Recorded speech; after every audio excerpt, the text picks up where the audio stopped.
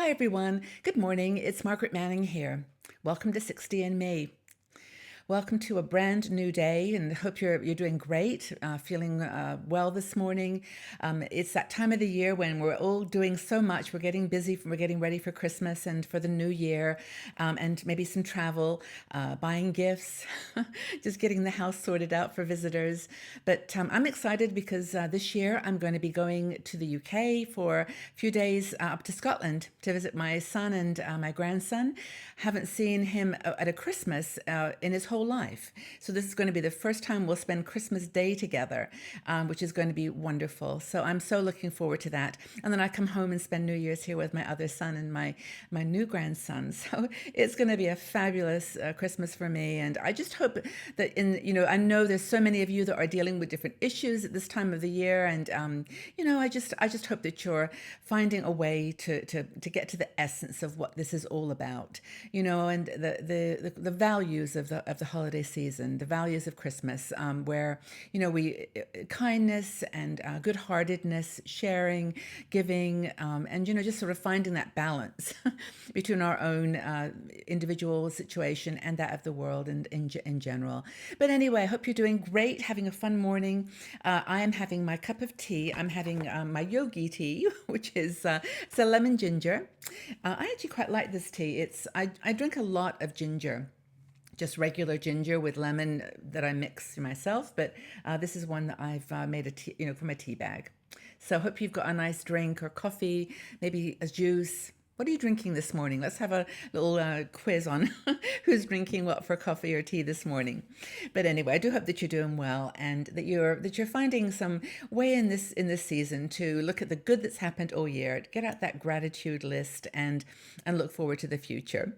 Now, we have a great vlogger, Stephanie Raffelock, who writes for us, I think a couple of years now. She's been doing some amazing writing and just fun pieces on life as a 60-plus-year-old woman. And she wrote one called 5 Things to Get Rid of and 5 Things to Embrace in 2018. So we're getting close to the new year. So let's see what she has to offer in terms of things that personally she is giving up and then the things she wants to embrace in the new year. Now, when I read this, of course, I thought it was going to be a serious article. So it's not. It's silly and fun, and well, at least the ones that she's giving up. And maybe this is a good time of the year to let go of those things that are just been shuffling around in our lives. Things that are not energizing us, not making us feel good, and just move on. Let them go. Let them go and then move into something and put our energy, on things that we really want to embrace, the things that we care about. So here we go. She says she began to putter around her closets, particularly looking for things to discard. And she came up with these ideas. Pantyhose, the dreaded pantyhose. Any leftover pairs of hose that she's been hiding in the cupboard, those ones you've worn like 1,000 times and they really are just falling apart, let them go. She said pantyhose in general is so uncomfortable for her. Like, what's the point? And, she maybe wears leggings or something else now to cover those legs up, but she's getting rid of her dreaded pantyhose. Next thing, high heels. Okay, so I know there are some women out there. I love you because you can still wear and love to wear high heels. Go for it. Just enjoy them. Maureen, this includes you. My friend Maureen has about 1,000 pairs of shoes. And also you, Rachel, as well, if you're watching. These people they know how to wear high heels, but I don't, and neither does Stephanie. So anyway, she says that she keeps thinking, looking at these red stilettos, oh, maybe one day I'll wear those to a Christmas party. Well, that was like 10 years ago, and she hasn't worn them yet. So the high heels are going. And I know lots of you have made that same big move and wearing pretty flats or, small heels and enjoying that, but letting the high heels go. Another thing that she's going to let go, this is all like clothing items, bad bras. You know the ones. You're walking around the shop and you think, oh, that's such a cute bra, and you wear it, you bring it home, and it's like, this is not a good look for me. Or it's not the right size, or it just doesn't fit you anymore, or it just doesn't do what it's supposed to do, make you feel comfortable. So she says, I'm going to let them go. I would burn them if I had, a way to do it. But she said, I know from experience that bras don't burn, at least parts of them don't burn. So anyway, she's letting her bad bras go. The next thing that's on her list of things she wants to let go this year are thongs. And she says, do I need to even give you an explanation for this? So if you've got any thongs that you haven't worn in a few years, maybe make some space for something that's a bit more comfortable. And finally, her fifth thing is she's going to let go of hair dye. Big one here for our community. I think every time we put an article up for this business of hair dyes, people go, no, not this year. And I'm one of those not this years. I'm going to keep putting a little blonde on my hair for now. And but Stephanie's had it. She's done with the dyes and she's made a decision. She's going to go for it. And she actually is coming in. The hair is coming in little silver sparkles. And this is great for her. So I think that's pretty brave. I'm not ready yet myself personally, but hey, maybe one day I will be. How about you? So here are the 5 things she's going to keep. Now I think these, keep and embrace. And I think these are all things that you're going to smile at and hope that you find the same feeling of joy when you hear what Stephanie's keeping this year. Laughter. She's going to commit to laugh more, to basically, have a glass of wine and some chocolate, which will help this laughter journey, and just have fun with it. Just to take life a little more easy, a little lighter, and have fun with it. Just laugh. So that's one thing she's going to embrace in 2018. Next thing are tears. She's going to give herself permission to spend more time crying. So we don't let ourselves cry enough. We think we have to be strong and hold back and not let our emotions get a hold of us. But this year, I'm going to embrace them. I'm going to embrace the tears. And I think that, I'm just a comment from everybody, is that we don't judge our tears anymore. I actually find myself crying more often now.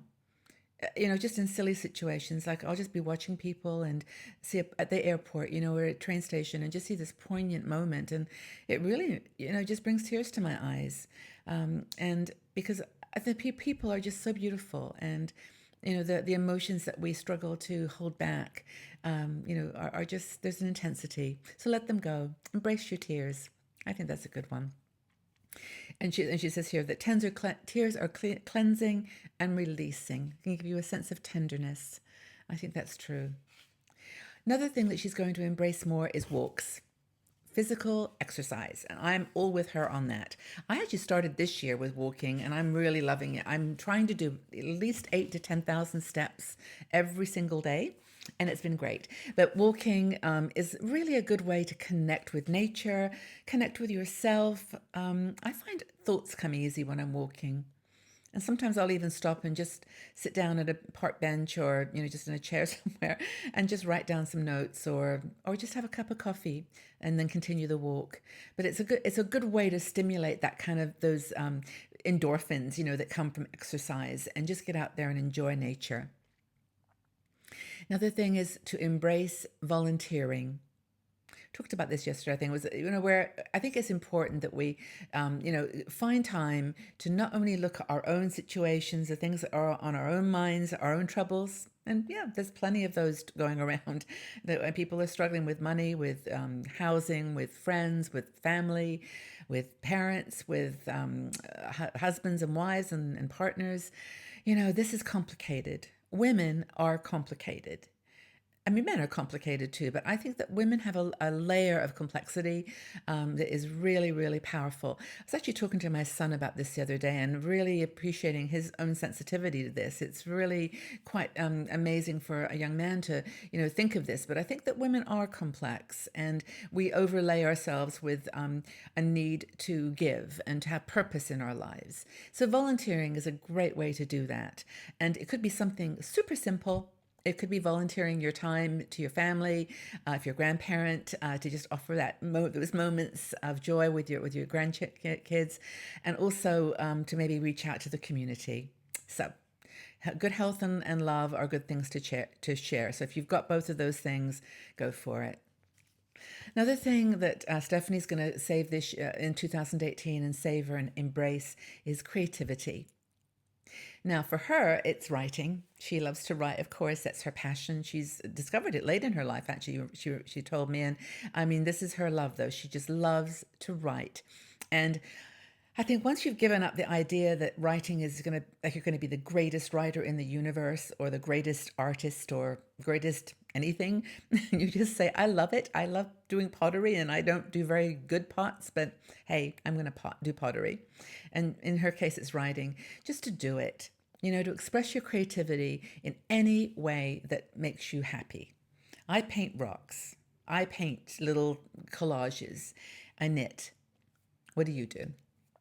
I think whatever expresses your creativity, that's a good thing to think about, whether you want to keep that in 2018 or encourage it, do more of it.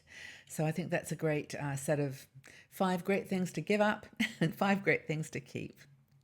So I hope as we go into the holiday period now that you really do embrace the magic and the wonder of this time. I hope that you find pleasure in planning for the new year and being grateful for everything that you have. I certainly am.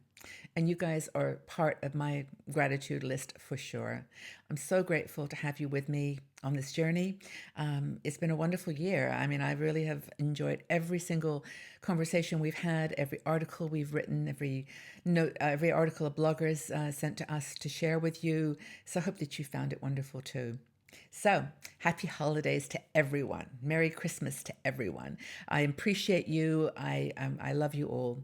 So that's my pre-holiday message. But just let me know what kind of things you are going to give up from this year, and what new things you're going to embrace in 2018. Let's have a great conversation on this, and I'll leave my notes where I can too. But thanks again for being here, everybody. Let us know what you're giving up for the old year and what you're embracing in the new year. And I look forward to reading all your comments. Thanks again for being here. Look forward to seeing you all again very soon. Bye-bye for now.